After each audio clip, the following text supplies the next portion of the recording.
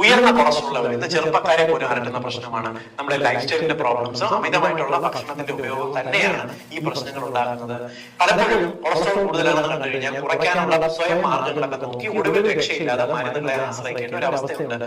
എന്നാൽ കൊളസ്ട്രോൾ കുറച്ച് പ്രത്യേകിച്ച് ചീത്ത കൊളസ്ട്രോൾ LDL കുറച്ച് സഹായിക്കുന്ന രണ്ട് സൂപ്പർ ഫുഡുകൾ പറഞ്ഞുതരാം. പതിവായിട്ട് കഴിച്ചിട്ട് കൊളസ്ട്രോൾ ടെസ്റ്റ് ചെയ്യുക. LDL എന്ന് പറയുന്നതാണ്.